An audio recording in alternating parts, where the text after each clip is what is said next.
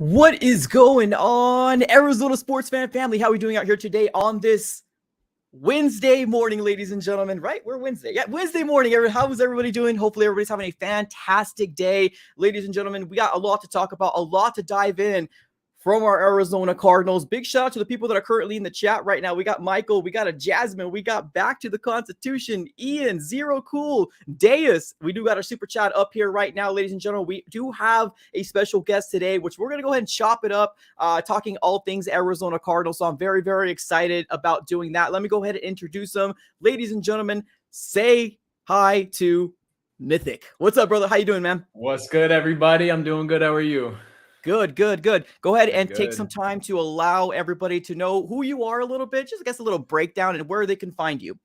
Gotcha. So I'm Mythic. Some of you guys may know me. I've been posting Cardinals content for about like 2 years now. It's relatively new on the scene, but I'm here with AZ Sports Fan. You guys know him. You guys love him. You guys are tuning in right now. So appreciate you guys for stopping by. And if you guys want to find me, you can find me on YouTube at Mythic AZ. I do post Cardinals content as well. And I'm really happy to be on here, man. Stoked collabing.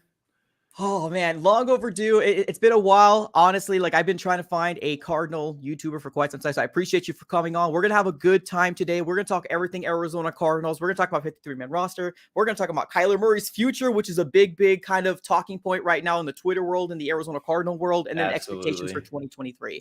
Let me get to these two super chats here real quick. We got a super sticker coming up here from Back to the Constitution with the $10 dono. Appreciate you, brother. Thank you so very much. And then we got my guy, AZ Fan, with a $5 dono. He says, I still believe the Cardinals will shock the world. I believe Monty is cooking right now, and JG is the right coach for the team. K1 is going to be lethal. Oh, all right. I love the enthusiasm. I truly do, man. All right. Well, Mythic, let's get this going, man. I'm going to leave the super chat up here right now because most likely we're going to be talking about Kyler Murray here pretty soon. But let's talk about 53-man roster. I think that's kind of an important thing because we just figured that out. What happened yesterday? 53-man roster. Let me know what your thoughts are. If there was any snubs, were you shocked? Anything, man. Go ahead. The floor is yours. Honestly, I'm not really shocked. I think the new regime kind of nailed it. I really do. I think Jonathan Gannon and Monty are kind of like on their stuff. If there is any surprise cuts, I would say Rashard Lawrence, kind of surprising because the nose tackle is pretty weak as it stands right now. We have Likai Fotu, and then outside of that, it takes a hit. But he just hasn't stayed healthy. I mean, this new regime has no attachments to any players whatsoever, and we saw that with a player we'll probably talk about pretty soon. Got shipped out for a 7th.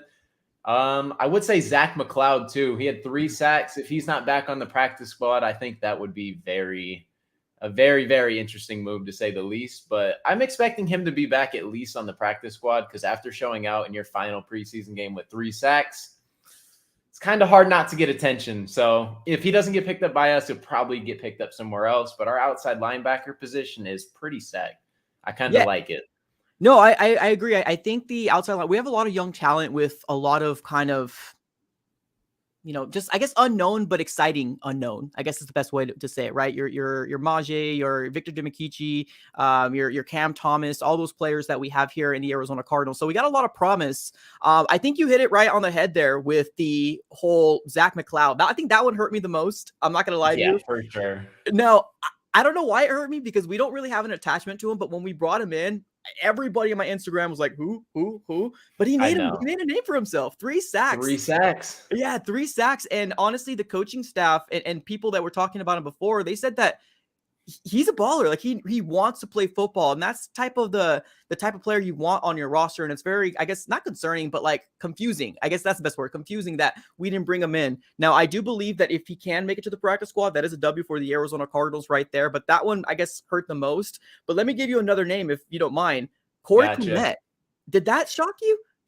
It really did, honestly, especially like at the minimum, I was thinking RB3 because Keontae Ingram, I'm a big fan of Keontae. He runs hard, I feel like he could be a super versatile back for us, and he needs more touches. He needs more playing time. I think backing up James Conner and learning under him, phenomenal move for him. But the fact that Corey Clement got cut is crazy because Amari really didn't show out for the first 2 games. He had a great third game, but you cut the leading rusher in preseason, and Corey Clement was balling basically every game besides the first, if I'm not mistaken. I think the first game, it was like 8 carries or something for like 12 yards. And then the next 2, he bounced back. So I think he deserves to be on the roster, at least bare minimum running back 3. So I don't know. I agree. It seems like the Arizona Cardinals decided to go DeMarcado, right? Amari DeMarcado. Yeah. So, I mean, it's cool. I liked what he done. I mean, right, there was a play where he actually forced his way into the 2-point conversion and got us the win here. Yeah, so that was cool. I think that's one thing that this new regime is just like, prove it, right? It's one of those things where it's a prove it type of mentality for this new regime. So let me give you one other name, and then we'll talk about the quarterback room. Gotcha. David Blau. I'm not sure if you were high on him in terms of, I don't think he was going to win the starting position, right? I'm not sure where you stand with him, but the whole idea of David Blau not being on here and not having 3 quarterbacks, what do you think that has to, I guess, we're rolling with 2 quarterbacks for the season, at least as of right now. Yeah. How do you feel about that? David Blau is someone that I thought very highly of. He led a game-winning drive in the preseason. I mean, the guy is balling out in the preseason. So the fact that I don't know. I really thought 3 rostered quarterbacks was going to happen, but I guess the new regime is just going a different way. I personally would have kept David Blau. I think he did fantastic. He showed that he can come in here and he can step in. And Clayton Tune's a rookie, so we really don't know if he can even step into the role. Yeah. But I think Josh Dobbs getting traded here really, really affected that, which that is a very interesting player to get in this system. He's already familiar a little bit with it, so... Yeah, and we're going to dive into that here too pretty soon here as well with the cutting of McCoy, as well as, actually, let's dive into that now. Unless I was about to say that's another quarterback right there that we just cut. We might as well talk about him too. Yeah, there you go. Let's dive right in. Let's talk about McCoy real quick. How do you feel about it? A couple days ago, ended up releasing him, or it might have been yesterday. I don't know what day it is anymore. I know. I lose track. So many things have been happening the past couple of days. The 53 roster, Colt McCoy's gone. Like, it's just so many things just piling on. Blending, bro. It's blending so hard right now. Every day's the same. Let's talk about Colt McCoy here real quick. He ended up getting cut. To me, I have been fortunate enough to go to a couple of these, training camp days for the Arizona Cardinals. And, man, he was just throwing interceptions after interception after interception. I think if we count a tally, it was at least 5+. What are your thoughts on cutting McCoy? And I guess if that was a surprise to you. I think it was the right move. I've been predicting it since like week 1 of the preseason. I've been saying it like, if McCoy gets cut, don't be shocked. He's 37 years old. Again, like we said, there's no attachment. Like Cliff Kingsbury was a little attached because great quarterback, great former quarterback in college. I mean, him and Kyler built a relationship, and he's probably like, Colt McCoy knows the system. He's came in here. He's won games when Kyler goes down. When someone comes in and steps in and wins games, like big-time games, like he won one in Seattle, if you remember that, where I don't know if we were undefeated, but it was like later in the year, Colt McCoy came in, beat Seattle, which was a good team at the time. If I'm not mistaken, they had like Russ and everything. Yeah. So Colt McCoy, he can win games for you, but at this point, man, I'm with you. I went to some training camps. Did not look good. And I'm pretty sure he had that duck that hit Marco Wilson in the back of the head too. Just yeah, you know what I'm talking about. Yeah, I know exactly what you're talking about, brother. That was one of the worst throws too. I mean, and when you're 37 years old, you're very short leash too. When you have someone like Clayton Tune backing you up as a rookie, super high potential, and you'd rather develop the young guy than go out with a 37-year-old vet for another year. Just get the young guy in. implement him early so he can catch on and he can start developing a little bit. That, and he seems like he's kind of have his life, I guess, laid out for him already. He's already like starting to do broadcasting and stuff like that. So maybe a nice segue for him to maybe focus on that. Now, I have no ill against Colt McCoy. I love him. I think he's a great person. I truly do. I think he's a great person. But as far as like what's best for the team right now, it was best for the Arizona Cardinals to release him. Now, to me, I look at it out the other way because I want Clayton Tune to start so darn bad. And we'll talk about that here a little later on. And to me, it's because I feel like this Arizona Cardinal team, in order for them to be exciting, throw a rookie in there, right? I mean, you never know. You never know if it's going to be a Brock Purdy or we might fall flat in our faces, right? But like, there's he no might come out and just bust it. There's no expectations for this team right now. So you never know what's going to go on here for Colt McCoy. So I think we both agree on the Colt McCoy, just releasing him. Let's talk about Isaiah Simmons, because both of these moves made the national media start saying things like, are the Cardinals tanking? And we'll talk about that next. But Isaiah Simmons, what are your thoughts? Do you think it was a good move for the Cardinals? Okay, I agree with the Isaiah Simmons move. Not for a 7th-round pick. Not for a 7th-round pick. That is insane to me. I think like a 4th is the cutoff. Like if you're not giving me a 4th, cool, just play your final roster spot, go be a free agent, cool. Like what is a 7th-round pick going to do for us? We're going to either he's not going to make the roster or he's never going to play. Yeah. Like that's just how 7th-round picks end up. I mean, it doesn't hurt having it, but for a player like Isaiah Simmons, who's probably, let's be honest, probably going to go to New York and kill it in that system because Wink is a fantastic defensive-minded coach. He's going to have Isaiah Simmons flying around the field, probably implement him better than we ever have. It's going to suck to see because it's going to be just like Hassan Reddick. It's going to be just like that. We're going to watch him just slip through our finger. I mean, I'm not saying we should have kept him by any means. I think it was the right move. You have Budda Baker, you got Jalen Thompson, you got 2 elite level safeties, like elite caliber. It's the right move, but for a 7th-round pick, that is the part that I think like caught the attention of everybody. It caught the attention of me. I still think it's disgusting. I can't like look at the move and like rationalize like, okay, we took this guy. What was it? Pick 8, I believe. Yeah. 8 overall. Yep. Yeah. So we took him pick 8 and then 3 or 4 years later, I believe it's 4 years later, we end up shipping him out for a 7th-round pick. Like his play in the field hasn't been great, but it warrants way more than a 7th in my opinion. I agree. I think disgusting is the best word to put it on. Honestly, I think with the Arizona Cardinals with it, obviously there was a lot of eyes on that Kansas City game, but I feel like the Arizona Cardinals were just waiting. We were just waiting for him to mess up. And then in the moment that they got the opportunity, they're like, all right, peace, deuces. I really hope that the Arizona Cardinals maybe came up with a better plan. I don't think they wanted to keep him to begin with.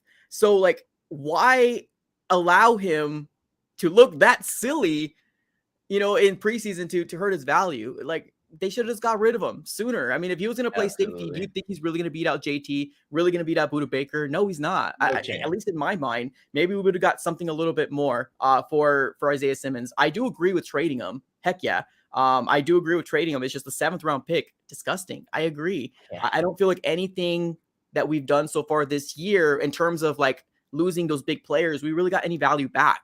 DeAndre Hopkins, just released him.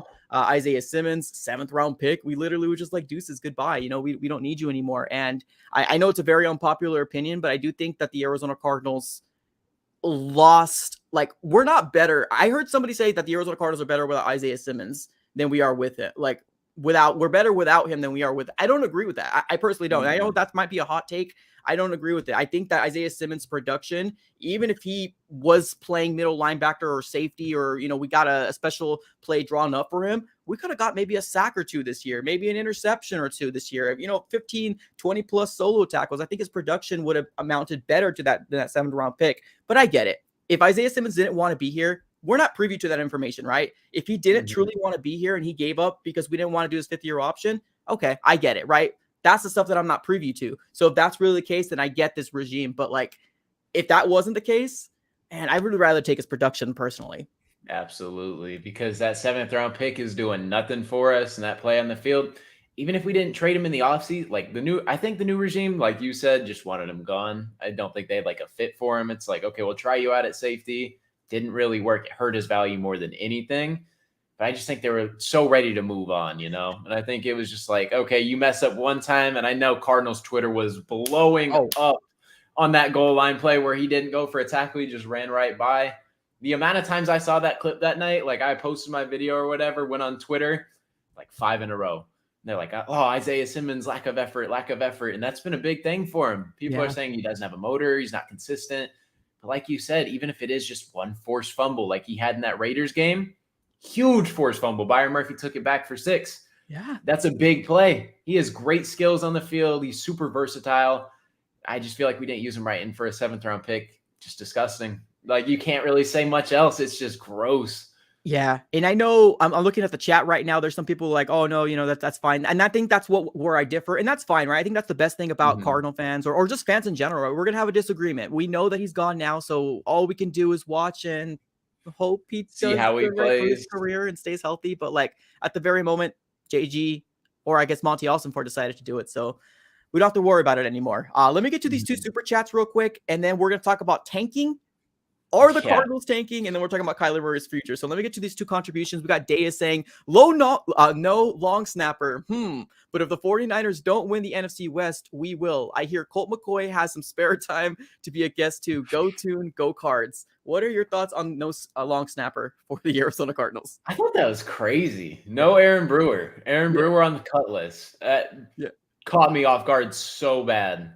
Don't have a long snapper. Aaron Brewer's been fantastic long snapper.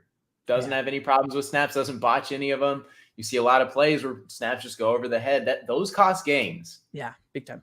It's the little stuff that costs games, like hitting field goal. The special teams, a lot of the stuff that people don't want to give credit for, it costs games. So I think he'll be back if I'm predicting it right. I hope I am. Because, I mean, without a long snapper, eesh. Yeah, I mean, I think he'll be back, though. There's moves that are being made right now. I believe there are some people that the Arizona Cardinals just claimed out the waiver wire, which I'll make a video about a little later on, but I want to do a little bit more deep dive on who these players actually are, and not just kind of give you the names, but there is still going to be some churn with this 53-man roster, which I want to make sure that everybody's fully aware of that there's still going to be some movement going on. Just because you're in the 53-man roster now, and I'm talking to the players too, don't go out there and buy yourself something crazy, right? Don't go out there and get yourself Rolls Royce because you might not make it, especially if you're the bubble players out there. So we'll see what happens there. We got my guy Steezy saying Blau can sling the ball. Thoughts? Very true. David Blau came in the preseason. He was balling. So if David Blau gets signed somewhere else, that's another one of those ones that just hits you a little bit because I want him back on the team. Even if it's just practice squad, I want him here. I want him to be able to be elevated just in case quarterback play is not there. And if whatever chance we come out and shock the world and we're competitive and we need somebody, I think David Blau can come in and he can help. Yeah, I agree. I think David Blau, with what he did in preseason and the little bit that we saw at the end of last year, there was one game where I'm like, ooh, he looked pretty bad. But like they're gonna have games like that, right? He's not a starter. He's not a starter. He's not a top 40 quarterback in the league. He's not expected to come in and just 3 touchdowns, 250 yards, and no picks. Like, we're just expecting maybe like 200 yards, maybe 1 or 2 touchdowns. And if you can't turn the ball over, that'd be fantastic. Yeah, manage the ball. That's all. Manage the game. Right? Jimmy Garoppolo the game, please. Just go in and Jimmy G it. Facts. We got somebody in the chat saying, was Blau cut? Yes, Blau was cut. Yes. Watch my 53-man roster. I just made a video yesterday, and also Mythic also released a video on it as well. So definitely, if you want to be kept to loop and who got cut, definitely watch those videos if you can and if you have some chances. So let's talk about tanking. Every time I say tanking, people try to crucify me. They're like, the Cardinals aren't tanking. Or there's the other fans that saying the Cardinals are tanking. What are your thoughts, man? I really don't think we're tanking because if we're tanking, in my opinion, you keep Colt McCoy and you let him ride out the season. You let Colt McCoy go in here, 37 years old. You can clearly tell he's on the decline. And you say, you know what? We want you under center. Kyler Murray, you're not playing at all. I know there's rumors about that too, which we'll probably talk about too because there's a lot going on with Kyler.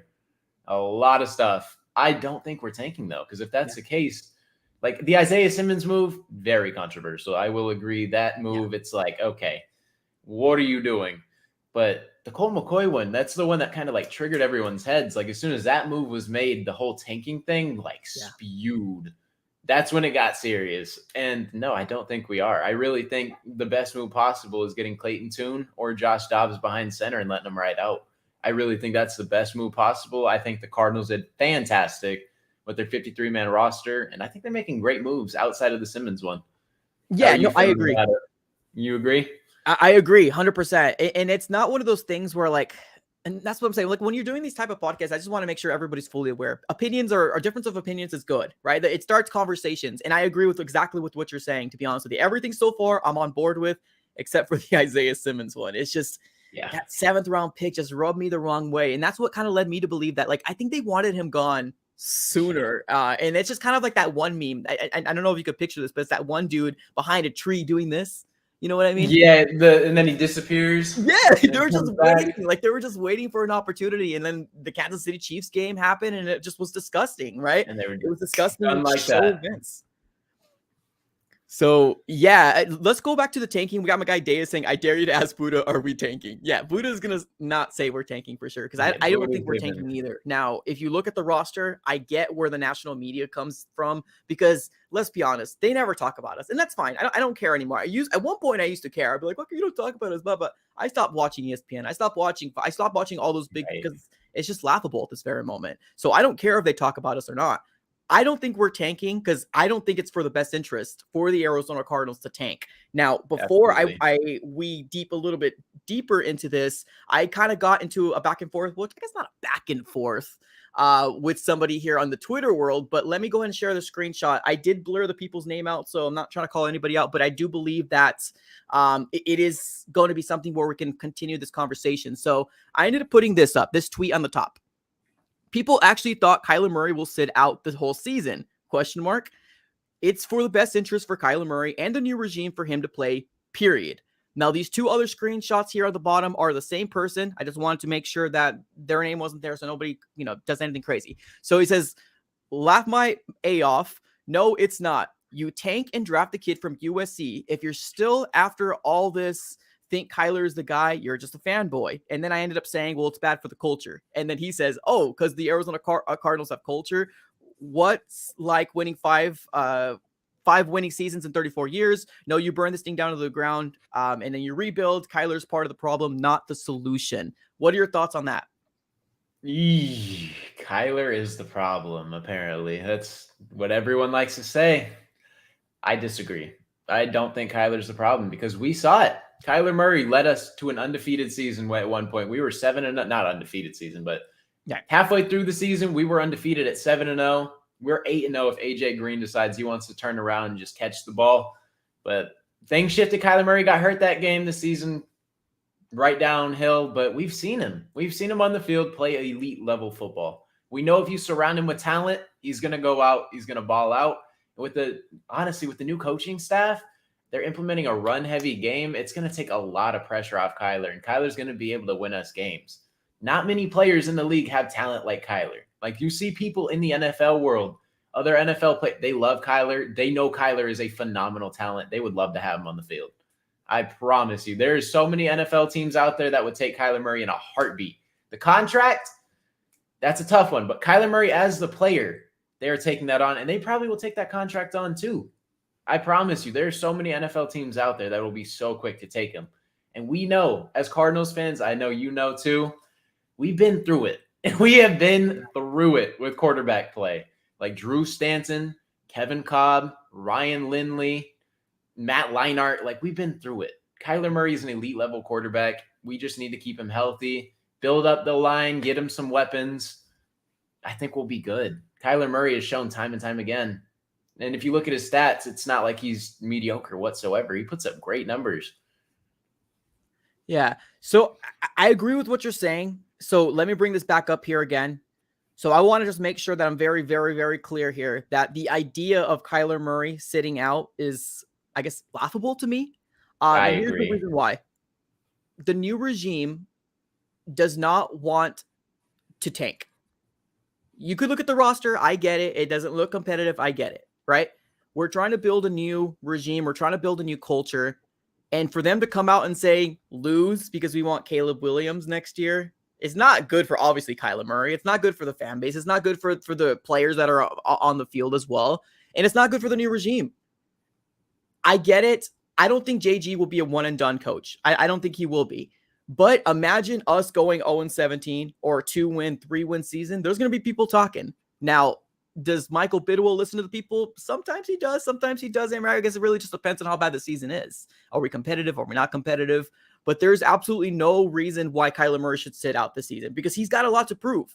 I agree with what you're saying in terms of Kyler Murray is probably one of the best quarterbacks we've had, right? Outside of, Carson Palmer, Kurt Warner. Yeah, Warner and Palmer. Right? I'm not even going to, because they gave him so much more than Kyler has. We like Kyler. It's small sample size. Exactly. The small samples of what Kyler can do. We've seen the explosiveness. We've seen what he can do. The tweet doesn't come from me, and I'm not speaking for you, Mythic. It's not saying that I fully believe that Kyler Murray is going to be our quarterback for the next 5 years. That's not what I'm saying. I'm saying that Kyler Murray needs to prove, because this year is very pivotal for him and the new regime to see what is the future going to look like. That's what this tweet is coming from. It's coming from a place of we still need to prove it, right? I know we've seen a sample size of what Kyler can do, but if truly Kyler comes back, and let's say week 5, let's throw a Hail Mary and say week 5 he comes back. If he does come back and he's not good, then this new regime knows what we got to do next year. Why do you want to leave it to the unknown? Why do you want to be, you don't know what Kyler Murray can do in the system or not. Why leave it, right?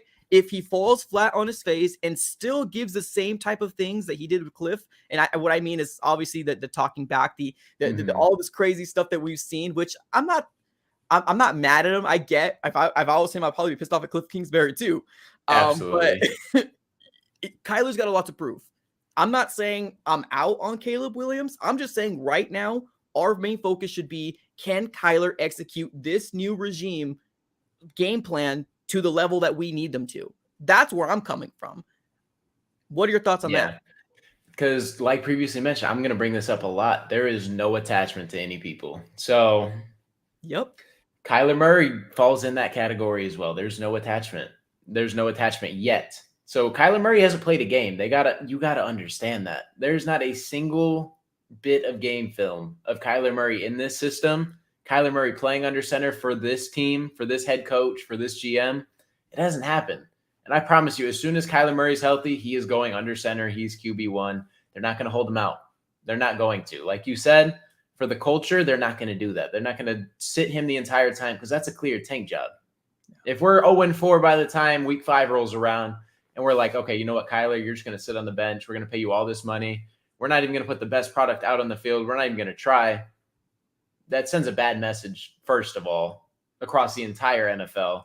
That sends an entirely bad message to the fan base. Just let them know, like, listen, we're not going to be competitive at all. Right. Just stay home. Don't even watch the games. We're not even putting K1 behind center, the best option we have. They're just not going to do that, in my opinion. I don't think that's smart. For multiple reasons, but like you said, we don't even know like what Kyler Murray is going to do, and you got to figure that out. If Kyler Murray comes in and he's balling out, he could be your QB1. But like you said, we're in a position with Houston's first-round pick and our first-round pick. If Kyler Murray comes in here and let's just say for whatever reason he's throwing like 12 touchdowns, 20 picks, super bad season, just those are crazy numbers, but let's just say he has a bad season, then the Caleb Williams route, it becomes very realistic. You're in a position where Houston, one of the worst teams, us, what people project to be one of the worst teams, you could have 2 top 2 picks, which would be insane. So if you are in that position and Caleb Williams, if he performs again at an all-time level, is what people are saying, they love Caleb Williams. Caleb Williams is like, he's really good. 4 touchdown game in his first game. You can't understate that. Like he does his thing. So you also can't rule that out. You got to realize it is football. It is a business at the end of the day. You got to make the best business decision possible. And if that comes down to it and Kyler Murray doesn't play well and you don't know, and you just hold him out, you'll never know. So you might as well put him out there, see what he can do. And if he doesn't ball, then Caleb Williams, we can talk about it. But from this point, the season hasn't even started. We got to roll in. Put Kyler Murray, when he's healthy, fully ready, ACL, one of the biggest injuries that you can sustain, that and Achilles. So you got to let him get that, nurture it back up to 100%, let him get comfortable. And then when he's ready to go out, you throw him under center and let him do his thing. And then we'll have the Caleb Williams talk.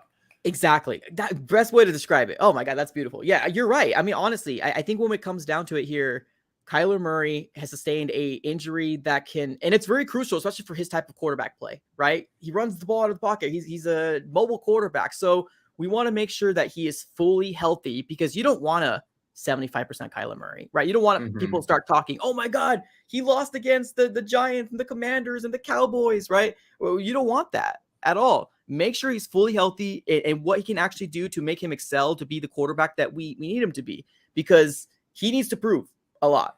He needs to prove a lot. Can he be the quarterback for the Arizona Cardinals moving forward? Now, I see some people in the chat talking about the idea of, trading up or nobody wants his contract. At this really moment, I'm not even worried about that. I could still see the Arizona Cardinals still getting like Caleb Williams and not even worrying about Kyler Murray and just keeping him on the contract for now. So I'm not even going to worry about that right now. Who would we trade him to? Right now, he's our quarterback, and we got to see what he does when he comes back. I do got 2 contributions coming our way. Daya says JG will make K1 like Jalen Hurts, but 10 times better. That would be the dream. That would be the dream. That would be the dream, just outside of the QB sneaks, because Kyler Murray's not going up the middle and trucking anybody. He's not big body, but no, for sure not. Kyler Murray definitely. I feel like Kyler can get to that level of Jalen Hurts. I get what you're saying, and I kind of agree. I think Jonathan Gannon has a real shot to make Kyler Murray what we know and what we feel his potential should have been. I think he's going to unlock it with Cliff. He was pretty limited in the spread offense. I think now with a run game, under center snaps. How many under center snaps do you think we've taken over the past 3 years under Cliff? Bro, maybe less than 5%. That's the thing too with Cliff Kingsbury. The defensive coordinators, they figured him out, bro. And he never adjusted to make anything different. It was always, this is my offense and this is gonna work. When they're executing it right, it's going to work. He just never. It's college, man. They're going to figure you out. You need to adjust, and he just never did. So I'm excited that we're getting more bootlegs. I'm excited that we're going under center. I'm so excited we're doing all these different formations. This is going to throw a wrench in these defensive coordinators to try to, stop us. If Kyler Murray comes back, I do believe he can be good still, right? Good or great, however he comes back coming through. So let me get to this last contribution, and then we'll talk about expectations for 2023. We have my guy AZ Fan says, Kyler Murray is the problem, obviously, with that very sarcastic way. He is the reason why we can go to the playoffs. He will come back with vengeance. You can see it in this man's eyes. Do you believe that Kyler Murray's, to you, Mythic, do you believe that he's doing everything in his power to get here sooner rather than not? I think from a player's perspective, because you got to view it from a player's side too. I'm not coming back. Well, he did get paid, but at the same time, I'm not coming back if I'm not 100%. I'm not going to risk my body into state, because we saw it with another generational quarterback, RG3, rushed it back with injuries, didn't go well. Short career. If you have a chance in a long off season, which he did, got the surgery late last season, I believe, right? It was late last season, because he sustained it in the Patriots game, got it late last season, had a full off season, full rehab, and here he is coming for the first 4 games. He's going to be out. But outside of that, Kyler Murray has a legit chance to come in here and prove to us that he can still play at that elite level. And I think he's going to do it. I agree. I hope you're right, because although Caleb Williams sounds nice, if Kyler Murray is our guy, we don't have to worry about spending another first-round pick on another quarterback. Part 3 in the past 5 years or whatever, 6 years. Exactly. Let's move on here to expectations. What is your expectations for the Arizona Cardinals in the 2023 season? What do you want to see from the Cardinals? I just want things to be competitive. And genuinely, even if we're not winning a lot of games, I want to see us give the best product possible. I want this team to give 100% effort. I want to see the young guys come in here. I want to see steps. There's players that I want to see. I want to see steps from, like Cameron Thomas, someone that I have very high hopes for. I want him to come in. I want him to take that leap. JJ Watt even said it. I'm pretty sure that Cameron Thomas is someone that you need to keep your eyes out for, because he's him. He's really good. And then Myjai Sanders is someone that I had mocked a little bit higher than where we got him. I believe we got him in the 3rd round. I had him as a 2nd round talent, but the weight concerns, they were there. But now I think Myjai Sanders is going to come into his own this season with a little more playing time. There's not many competition at that outside linebacker for him. It's a stacked position, but I think Myjai Sanders is going to be a starting outside linebacker for us. I think he's going to take that leap. And there's just a couple more players that I'm expecting, and we still have talent. That's the thing. The roster might not look good by any means, right? But we still have talent. It's not like we're gonna go 0-17. I don't think we're gonna go 0-17. We might I win agree. 3 games. We might win 3 games, and that's fine. But as long as we're competitive and we're throwing the best product out there and we're legit trying to win games and we're not just tanking, that's fine by me. Even if it doesn't result in a great season, as long as we are going out there and trying, that's fine. So if I had to predict, I kind of looked at the roster or the schedule, and I could see anywhere from like the 3 to like 6 range. Genuinely, I think like the 3 to 6 range is pretty realistic. Okay. How do you feel? What are you feeling about this season? What are your predictions? Yeah, I think you're right. I think you're right. Competitive. I think all of us, or at least me, I can't speak for all of us, but like, I think we all would have loved a rebuild like the Seattle Seahawks did it, right? Throw Geno Smith in, and my goodness, they were competitive. And I thought they were going for a downward turn. And they just completely are in the playoff picture again. And that's what frustrates me as a Cardinal fan. It's like, why can they do something like that? And I get it. We had Steve Keim, right? We were handicapped to the idea that this guy cannot draft. And I don't know why Michael Bidwell took this long to finally get rid of the dude, but like, it's always jealousy. It's like, I hate the fact that we're always here because we have to rebuild for 5 to 6 years, right? And we're competitive for 2 or 3 years, 2 years, kept in a rebuild for 5 years. I just want to be a team that's always in the mix. And unfortunately we're not, but what I would hope is that we are competitive. I think that because we can't be the Seahawks, I want to see the Lions type of rebuild where, yes, they haven't won a lot of games, but man, when Dan Campbell talks, you could tell that team really respects him and they really believe in the vision and what he is, going after. I kind of want something like that where every year we're getting better and better. Now, obviously, I would love to start off with like a 4 to 5 win season, right? Do I want a high pick next year? In 2023, I'm going to be all pissed off, and you probably tune into one of my post-game reactions. I'm going to be throwing a hissy fit. I almost promise you. But in 2024, man, how beautiful is that going to be when the Arizona Cardinals draft Marvin Harrison Jr.? Oh my God, that would be just absolutely amazing. And if Michael Wilson can hit, oh my goodness, we don't have to worry about what's his name, Marquise, which I like Marquise, but like the contract he's going to want, like if Michael Wilson can take that step, we get Marvin Harrison, Marquise. As much as I'd like to have him back, I don't know about the price tag. Exactly. There's no point at that very moment. Then, if you can get Marvin Harrison, obviously, then that's just a different topic. But yeah, I could see us win about 4 or 5 games. If we're more than that's great. That only tells that JG and this new regime knows what they're doing. We have seen new coaches come in with like 3 wins, 5 wins, 5.5 wins. Mediocre seasons. Yeah, mediocre season. And I think that's kind of what we're expecting, but I do want to be competitive. I think that's one of the most important things that the Arizona Cardinals aren't getting their face, curb stomped every freaking week. Yeah, it's not a 37-10 game every single game. I want to see like 28 to 24s across the board. I want like 4-point, 3-point, 7-point. I want to be in the game. I want to be like on the edge of my seat. I want to watch it. Like even if we lose, cool. I'm not going to be as heated. I don't want to turn the game off at halftime. Exactly. I don't want to sit here and be like, oh my goodness, I can't watch this. Exactly. I just want to be like, I can finish this game, understand that we're not the best team, and still at the end of the day be like, okay, listen, we went out, we're competitive. I see the steps we can make. Just a couple more years. I just can't do another season. It's so annoying. Like you said, the rebuilds, it sucks. Forever, new coaching staffs. Because I feel like we're just stuck in a cycle. You know what I'm saying? Like new coaching staff, new regime, and then none of it's hit. We're going with Josh Rosen needs the QB1 of the future. Didn't happen. Steve Wilkes, he's going to come change the culture. He's going to bring defense. Horrible across the board. Offense and defense were horrible. Yeah. And then Kyler Murray the next year, I'm pretty sure. Yeah, next year because it was back-to-back. So it's just the culture's not there. We're not doing nothing, and we're just stuck in this cycle. And even like a team like Pittsburgh, they're never bad. Mike Tomlin has not had a single losing season. Crazy. That's insane. crazy. And what has he been in the league for like 15 years or something? Yeah. And that's the thing.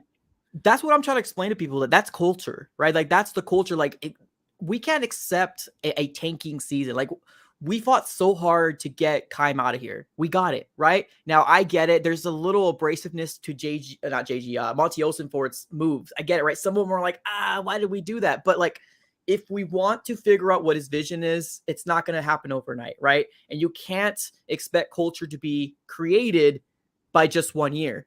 Culture is created by players that believe in the system and that we have a winning culture. We're not a winning organization. And to say JG lose because I want Caleb Williams, it's going back to that same thing, right? So now all these new players that are coming in, they're like, well, we lost, do you really want to win? So like, it's very important that we don't tank. Very important. If we lose and we get our face curb stamped, but we tried, right?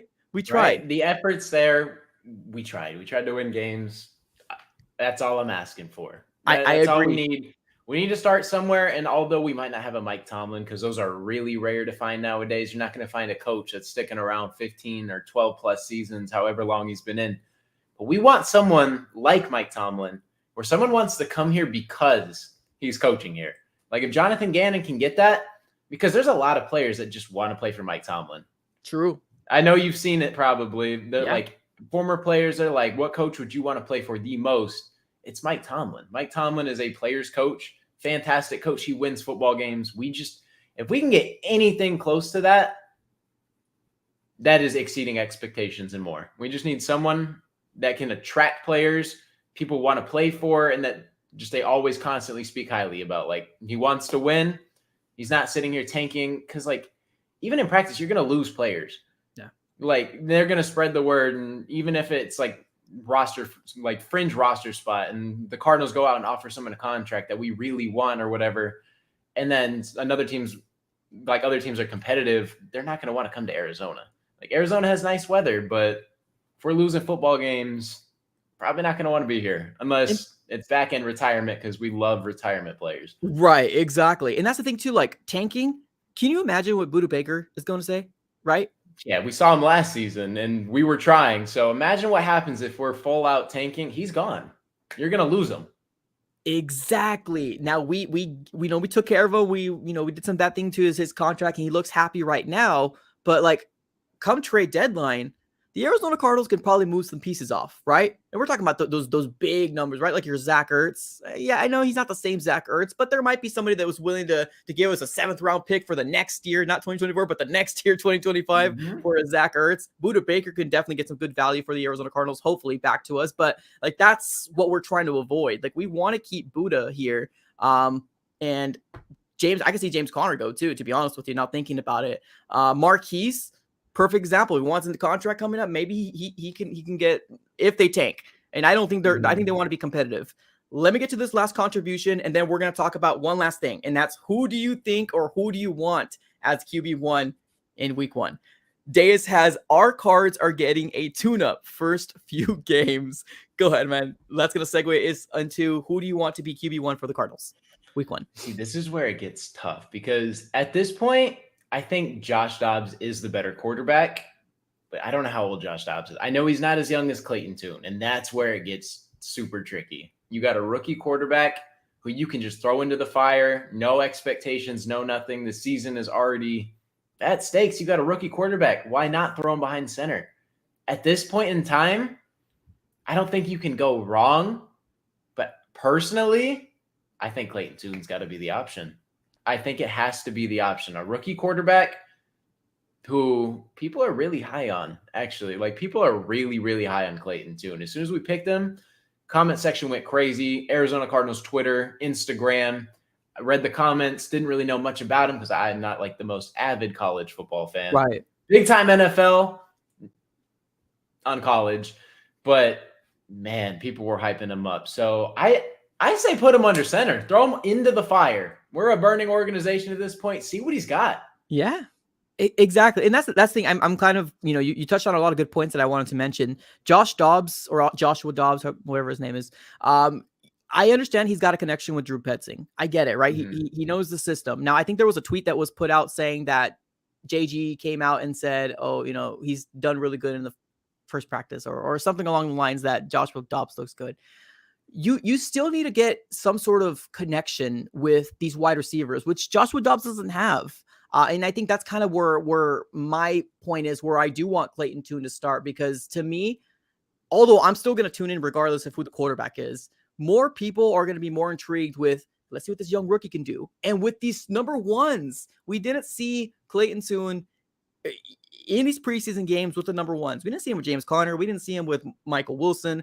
I think we saw him with Zach Pascal, but we saw a lot of Greg Dortch, which I'm high on. I love Greg Dortch. I truly do. I love Greg But Dortch.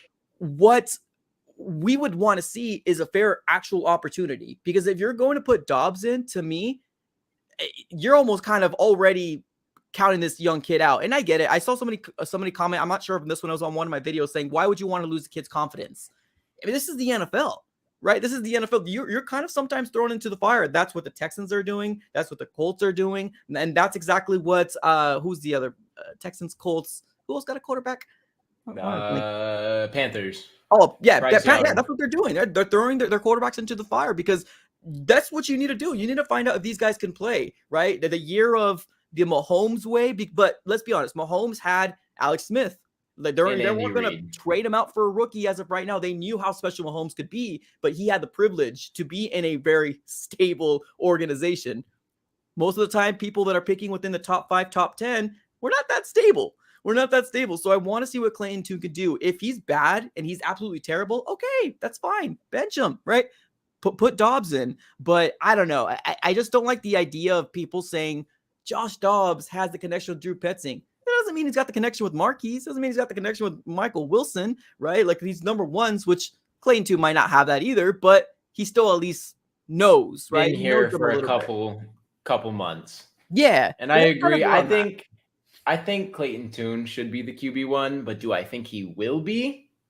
I don't think so. I think they're going to rock with Josh Dobbs. I think that's what the organization's going to do. But personally, throw Clayton Tune in there, man. See what he's got. I'm very curious. Throw him in with the wide receiver ones, the offensive line. We haven't seen much of the O-line. Yeah. And rightfully so. Don't go out there and get injured. We need them. We need them bad because they drop like flies for us. Yeah, no, they absolutely do, man. They absolutely do. All right, man. Any last thoughts on the Cardinals so far? I feel like we did a very good job recapping this crazy mayhem of what we've been through as Cardinal fans for this last week. Anything else you want to add? I think we did great. I think we covered most of the things that have gone on there. It has been a crazy week, insane week, especially the past couple of days with cuts, finalizations of rosters. It's been a lot, but I think we touched up on everything, even the crazy rumors that are flying within our organization. Touched up on those. I think we're good. All right. Ariel, everybody in the chat, absolutely appreciate everybody. I know everybody's going back and forth right now. I got my guy Jordan P getting tagged on every single thing. Jordan P is always very controversial. So definitely really good. Keep it up here on the chat. Ladies and gentlemen, we're going to go ahead and close shop here. Definitely thank you again, Mythic, for coming through, man. I absolutely appreciate it. I think this was a great back and forth. I think Cardinal fans needed to have a perspective in what Cardinal fans feel, right? It's a lot of opinions being thrown out there, and that's great. I think that's what makes this fan base good, right? Because we're having a back and forth. There is going to be some people that turn off the Cardinals. I'm not going to lie to you. People already think this is tank season. I'm going to go fishing this weekend, and that's fine. Right? That's your prerogative. I'm going to be glued to the TV every Sunday, Thursday, and Monday we play. I'm watching it. 100%. Got to. 100%. Appreciate you guys. Thank you so very much for tuning in. If you guys truly did like this collab, definitely do me a huge favor. Smack the like button on this video. Also, subscribe it up to my guy Mythic AZ. He's on YouTube. Just go ahead and search it here on the search bar. And also follow us on our social platforms. Everything will be in the description below. And actually, I do have your tag in the description of your YouTube channel on this video here. So appreciate you guys for tuning in as always. Have a great rest of your day. And as always, go Cards. Peace. Thank you guys for tuning in.